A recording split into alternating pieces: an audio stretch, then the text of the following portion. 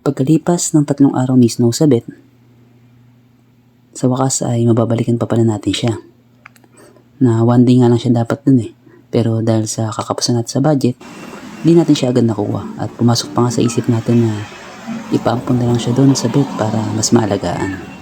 Dahil kapos pera pantubos at gastos din sa medication niya. Pero wala eh, di natin natiis at nakagawa ng paraan.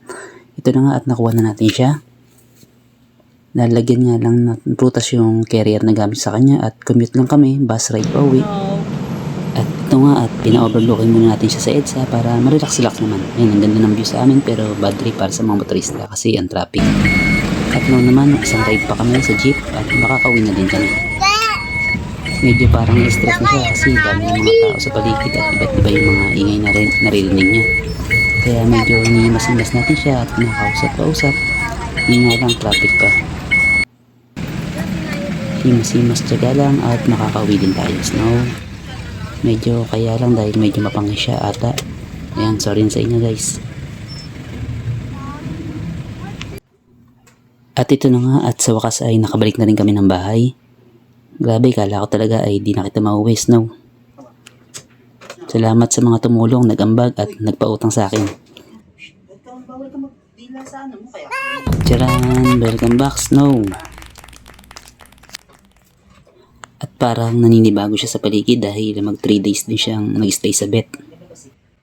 Nasan ko lang din yung paa niya dahil nakaapak yung paa niya sa labas ng carrier.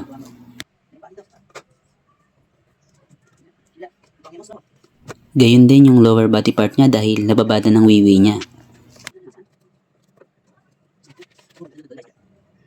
At inalis na nga natin siya sa carrier niya at official siyang nakauwi sa bahay natin. At ayan na nga siya. At lumalakad-lakad na unlike ng lagay niya nung bago natin siya dalhin sa vet. Kamusta ka naman, Snow? Yan yung laging tanong natin sa kanya. Punas-punas pa rin dahil mapanghi eh.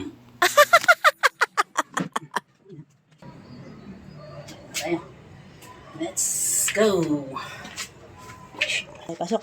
At pinapasok nga muna natin siya sa bahay habang wala pa si Mrs. Habang nakabalik na ng bahay si Snow, oh. Dungis, oh. Dungis mo na ba? Dungis. Dungis mo, ha? Basta ka. Basta ka ron. Dumi ng pot mo, oh. Mukhang papunta siyang CR at nawiwi na ata. Yung nasa likuran niya green, ayun yung catheter niya na nakabit sa patoy-toy niya. Kaya dali-dali nating pinrepair yung litter box niya para makawiwi na siya. Sige nga, tingnan nga natin kung kaya niya na nang makaihi. Dahil nga last time, dahil sa UTI niya, blockage niya, di siya makaihi. May siya pero wala akong nakita ihi ah. Sa ihi mo, Snow, may ka ba talaga? Parang wala akong nakita, meron ba? Ayun, katiting. Katiting lang.